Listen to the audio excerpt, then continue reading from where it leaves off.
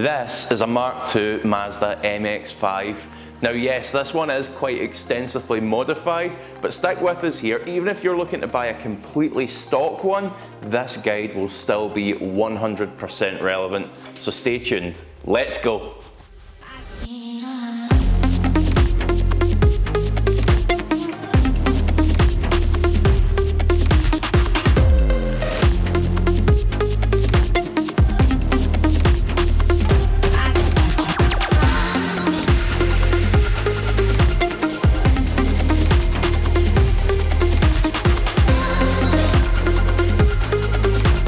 Here is the number one problem on these cars, and that is rust. Now we've got a few areas we want to check. First up, let's start with both the wheel arches and the sills. These are two real common areas.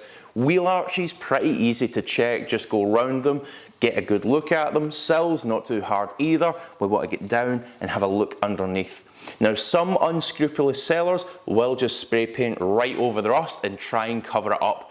That's why we want to go around, apply gentle pressure to each of these areas, make sure nothing's crumbling. So here's the next notorious point on these cars you absolutely need to check, and that is the front chassis rails. Now it wouldn't be the first time that we'd see an absolute mint MX-5 with rotted out chassis rails, so it's so important, can't emphasize that enough. Now the reason for this is on the Mark II, what Mazda had done is they double skinned it to add more structural rigidity. The problem being with that is it would trap the moisture between the skins and it would rot out. That's why these are considered slightly worse than the Mark I's for this problem. So the last note on rust that I would say is you just want to have a good look underneath the car. Suspension, arms, check everything. Now here is a good list of areas to pay particular attention to. And if the car that you're looking at is totally rusted out, then don't be afraid to walk away. There's plenty good ones out there. So when it comes to engines, we could either get the 1.6 or the 1.8. Now the good news is there was no major problems with these whatsoever. In fact, if they were well maintained, they would outlast most engines. That being said, there are one or two little things that we can just double check. Cam cover gaskets, for instance, can be prone to leaking. So check underneath the car and make sure there's no nasty oil leaks, and also repeat that check after you've been out a test drive, just in case a dodgy seller's trying to pull the wool over your eyes.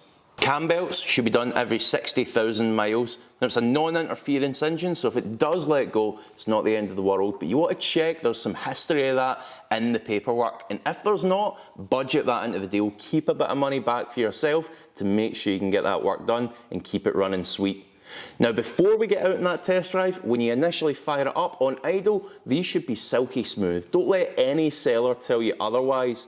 And if it's not, then the first culprits to be looking at are spark plugs or the HT leads, which are also common to go.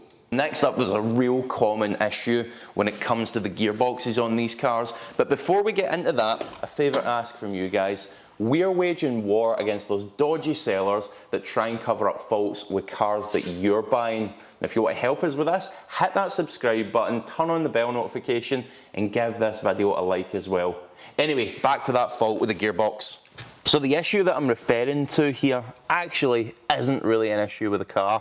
Bear with me on this one. So what happened was, a lot of these cars would be put in for clutch changes, and the garage that was doing the clutch change wasn't aware that the gearbox had to be realigned when it was installed back in the car.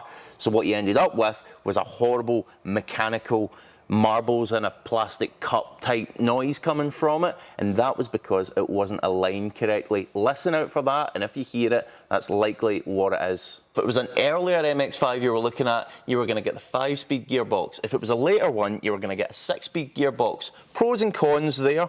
On the 6-speed, better fuel economy. On the 5-speed, a lot of owners said it was a faster change and therefore they preferred it. There was actually also an automatic version you could get as well. Really quite rare, particularly here in the UK. And again, no real horror stories to tell you about there. And actually, a lot of owners said it was really good to use around town as well. The only other little advisory I would add on the automatic is there is a dipstick in the engine bay for the oil in the automatic gearbox. Have a look at that. You're looking at the condition and you're also looking at the level to make sure it's been maintained. So when it came to the interiors, they really were quite hard wearing. Even at 20 plus years old, they're holding up well. But be realistic, given the age and mileage a lot of these cars have likely covered, we're going to see some wear and tear on the seats, on the door cards and such, but really not too bad. Now when it comes to the roof, this is also an important point to consider. Now simplicity is what makes this great. A manual catch roof, so there's very little to actually go wrong. That being said, bring it up, put it back down a couple of times and make sure everything is aligning correctly, particularly along the top of the windscreen here, or you will get rainwater seeping in. And also for the actual condition of the roof, double check, of course, no holes, no rips, no tears, otherwise you're going to end up out of pocket. If there is any damage, then bring that into the negotiation, save yourself a bit of money. So the bit you've been waiting for, no doubt, actually getting behind the wheel, getting out on that test drive, let's do it. And oh, by the way, the owner of this car, if you want to follow him and his antics with it, he does a lot of drifting, this is his TikTok username on screen now, it's also in the description, so check him out.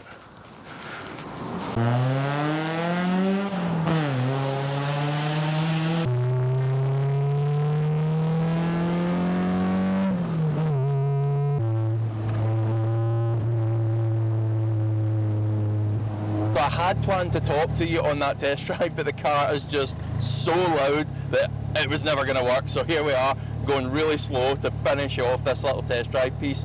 But in reality, there's not much to tell you. There's really not too much specific to look for on that test drive. The car should feel direct, the power should feel linear, those gear changes nice and smooth, nothing untoward. But as ever, if you've got any questions about the car that you're looking at, drop it in the comments below and we can come back and help you out. Now let's see how we finish up.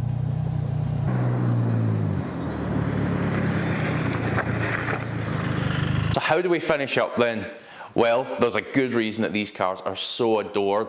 A proper little driver's car with good levels of reliability to it. That being said, rust remains an issue and something that constantly needs addressed and upkeep on these cars, and for that reason it loses a couple of points off of our reliability score. But even then, it's still a massive 8 out of 10 on a reliability index. Thank you so much for watching, and we'll see you on the next video.